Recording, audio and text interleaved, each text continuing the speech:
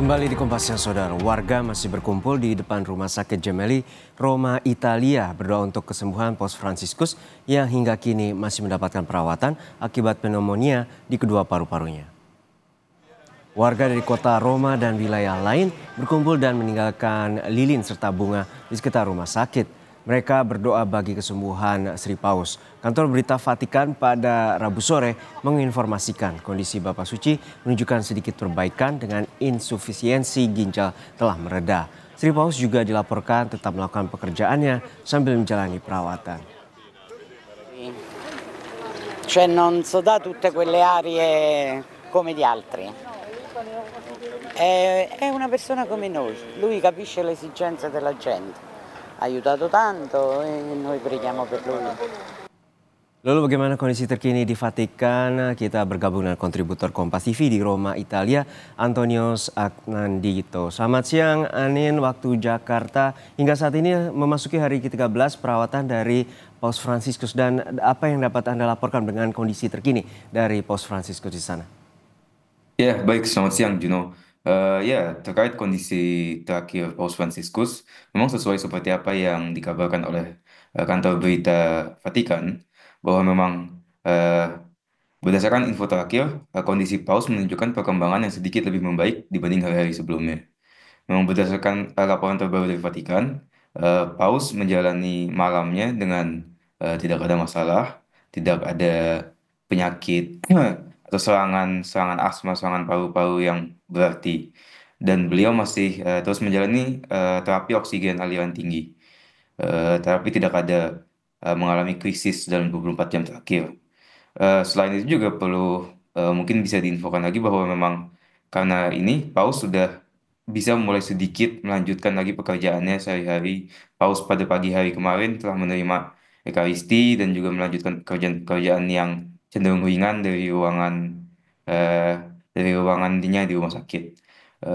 Baik. Selain itu juga berdasarkan info yang saya dapat dari berbicara dengan kolega-kolega saya di sini yang merupakan jurnalis langsung dari Vatikan News.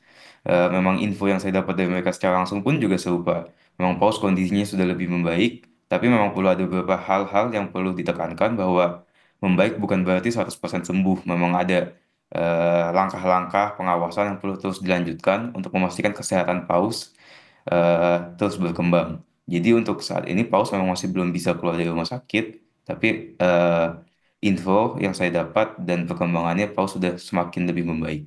Begitu, Juno. Ya, Anin, untuk saat ini juga bagaimana dari umat Katolik di Roma maupun juga di Vatikan merespons kondisi kesehatan Paus Fransiskus terkini? Iya, baik.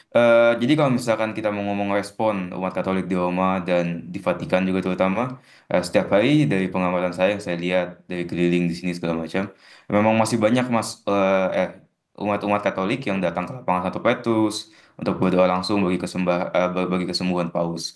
Selain itu juga kemarin saya sempat berkunjung ke Rumah Sakit Gemelli juga dilihat di situ banyak para peziarah, warga-warga Katolik yang datang langsung ke depan patung ke depan patung Paus Yohanes Paulus kedua dan berdoa langsung di situ juga, Juno. Eh, saya melihat banyak sekali warga-warga yang berasal dari seluruh dunia, bukan cuma dari Italia saja. Ada yang saya lihat kemarin dari Asia, dari Amerika Selatan dan sebagainya. Jadi memang ada rasa-rasa yang eh, rasa-rasa mungkin doa bersama, kebersamaan, kekhawatiran yang dirasakan oleh banyak warga Katolik dari seluruh dunia yang sehingga mereka juga datang ke Roma dan Vatikan untuk berdoa.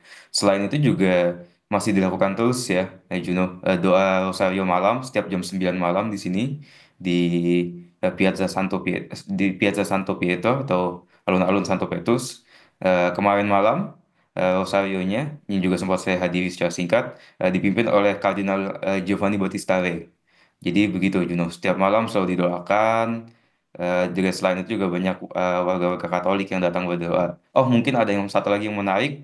Kemarin malam juga sempat dilakukan oleh warga negara Indonesia yang tinggal berada di Roma, yang Katolik, untuk kita juga melakukan doa bersama untuk Paus Fransiskus, untuk kesehatan Paus Fransiskus yang kita lakukan kemarin di Kedutaan Besar Republik Indonesia di Vatikan.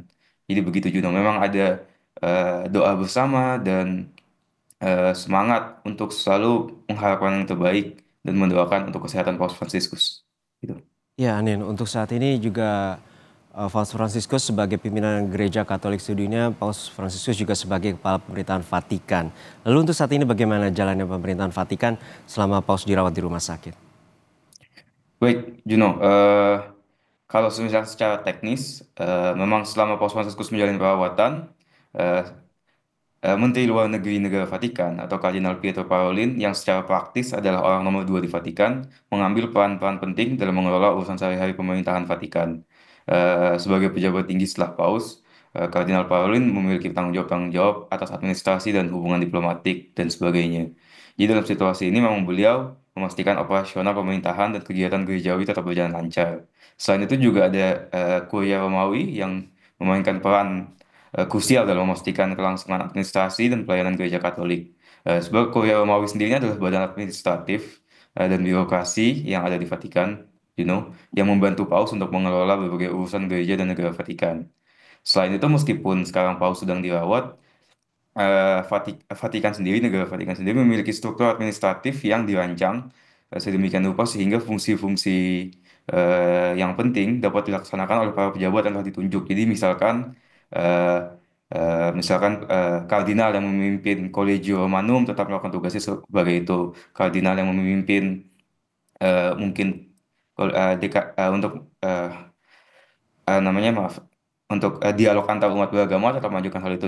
Jadi memang masing-masing yang memiliki fungsi masing masing mengajukan tugasnya masing-masing tanpa ada masalah. Jadi memang Kongregasi Dewan Kepausan, Komisi Kepausan terus menjalankan tugas mereka sesuai mandat yang diberikan. Tapi memang perlu dicatat, Juno, dalam hukum kanonik saat ini tidak ada ketentuan khusus yang mengatur prosedur jika seorang paus menjadi tidak mampu untuk menjalankan tugasnya dalam jangka yang bukan permanen ya, karena sakit atau ketidakmampuan lainnya. Jadi memang tidak ada ketentuan khusus. Tapi untuk kasus Paus Fransiskus selama ini bisa kita lihat bahwa Kardinal Pietro Parolin yang adalah orang nomor duanya di Vatikan langsung.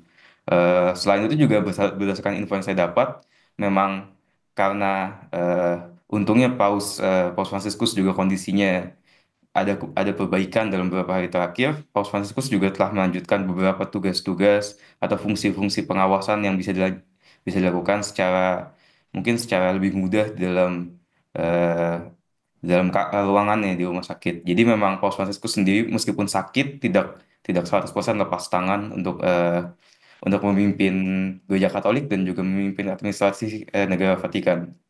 Begitu, Mas. Baik Jadi kita Paus Fransiskus harapkan, tetap memberikan arahan.